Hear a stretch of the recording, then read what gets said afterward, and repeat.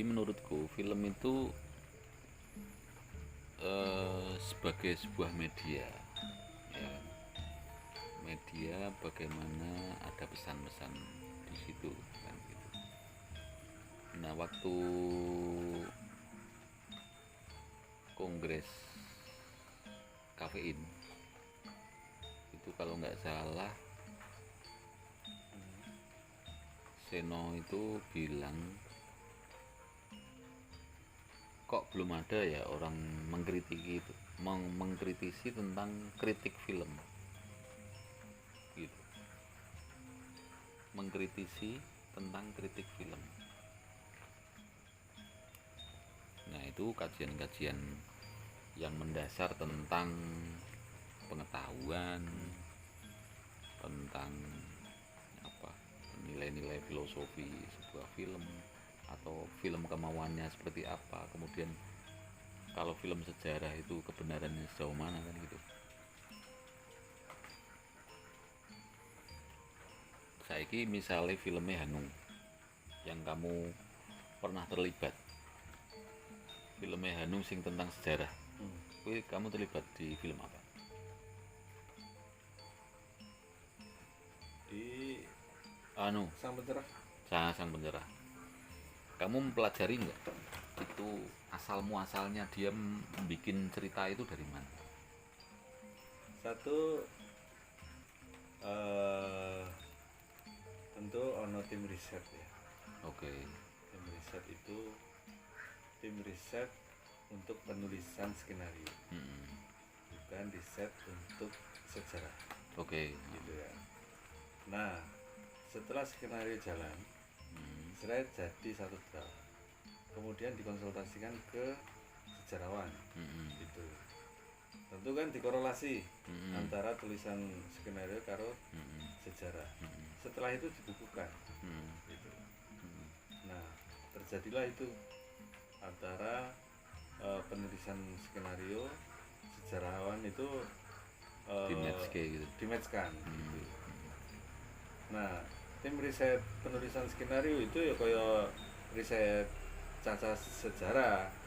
Jadi melalui tahapan-tahapan dan metodenya itu baku gitu. Ya ke lapangan, ya ke lapangan itu pasti. Ke situs, kemudian ke keluarga itu pasti. Ke situs itu maksudnya peninggalan-peninggalan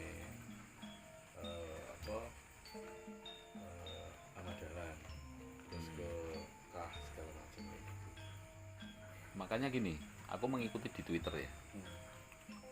Ketika nggak film Sultan Agung, sing nang Gamblong ya, Sultan Agung. Sultan Agung. Nah, itu ada kritik kayaknya dari keluarga keraton Ya, tentang motif motif batik kan? batik. Nah, maksudku gini, itu resiko, sebuah resiko ketika mungkin yang asumsinya bahwa risetnya itu benar atau tidak, satu. Yang kedua, bisa jadi referensinya keliru, atau mungkin itu luput, orang terkaji gitu loh, bahwa zaman dulu, zamannya Sultan Agung itu batik iki motif iki ono niki khusus gur keraton iki misalnya begitu. Nah, itu menjadi persoalan di wilayah ketika film itu muncul kok keliru kan gitu. Itu menjadi problem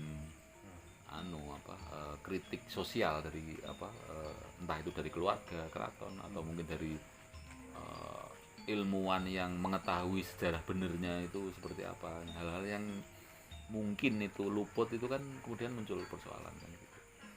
Itu resiko sebuah film sejarah ketika dimunculkan mungkin ono sing keliru atau mungkin ono sing luput kan gitu. Ini aku masuk ke wilayah film itu bukan berarti aku terjun secara langsung tidak, tapi mengamati ya, mengamati itu. Pun dari pengamatanku itu bisa jadi salah. Iya. Itu salah salah pengamatan dengan metode yang saya sebutkan tadi itu tahapan-tahapannya.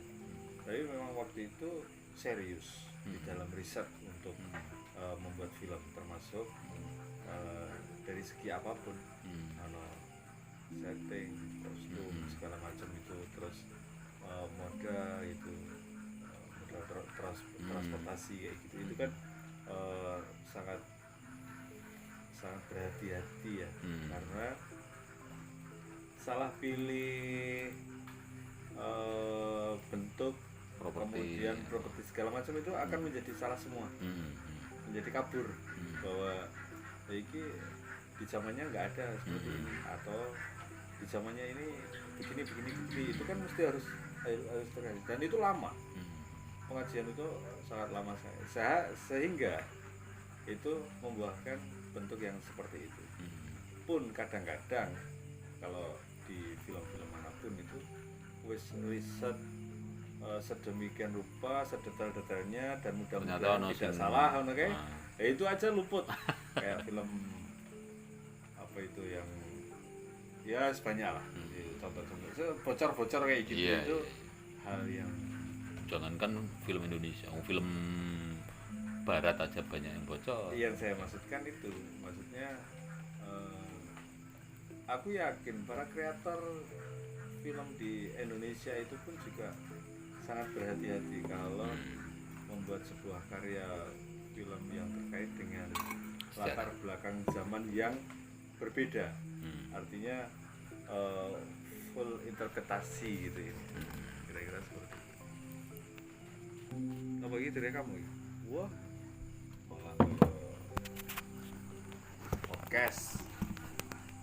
Ini memang sengaja dibikin hitam putih biar seperti filmnya Steven Spielberg. Charlie Chaplin. Oke teman-teman, ini ngopi bersama Brewo, Mbok Brewo. Ngopi yang ke-3 atau ke-4, ngobrolin film. Ngobrol ngalor ngidul, ora jelas. Sing apik ya dienggo, sing ora ya buangen. Begitu guys. Pesan dari saya itu kalau membuat film tentang apapun ya tentu harus berhati-hati. Betul. Dari segi apapun juga, dari segi apapun lah, kira-kira seperti itu. Ya intinya mungkin agak bisa didetailkan. Jadi bikin film apalagi sejarah yang terkait dengan fakta sejarah, kebenaran fakta sejarah, itu menjadi tanggung jawab filmmaker, bahwa ini menunjukkan atau menampilkan sebuah fakta sejarah yang utuh, meskipun itu tidak bisa dicapai, tapi memperkaya referensi, entah itu bukti-bukti sejarah, entah itu referensi buku, mungkin saksi sejarah dan lain sebagainya, itu menjadi sangat penting. Maka dari itu teman-teman filmmaker yang mau bikin film ya lebih baik menempuh jalan riset yang panjang gitu, sehingga menjadi sebuah perjalanan pembuatan film yang bisa dipertanggungjawabkan, kemudian bisa menghasilkan film yang bisa menyampaikan sesuatu yang utuh. Begitu guys. Mas, aku mau nanya nih, pengambilan gambar yang metode seperti ini, yang sinematik dan cenderung warnanya hitam putih, itu konsep sinematografi atau memang iki ora ono lampune ngono ya?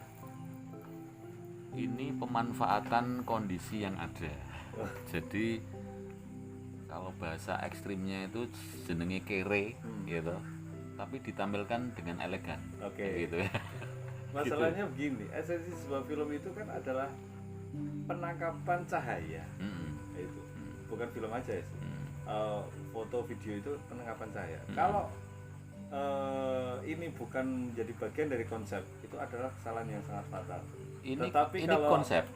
kalau konsep Ini sudah konsep, selesai. tapi konsep ini terbentuk karena kahanan. Gitu ya. Itu perlu dicatat. Oke. Perlu dicatat. Itu karena kahanannya semacam ini, kemudian kita improvisasi, terus kemudian kita create menjadi sebuah konsep. Konsepnya memang black Improvisasi. and white. Nah, itu merujuk pada film Cari Chaplin. Charlie Chaplin Iya. atau mungkin Steven Spielberg. Begitu guys, supaya kelihatan ini apa namanya, siluet gitu ya. Ya enggak.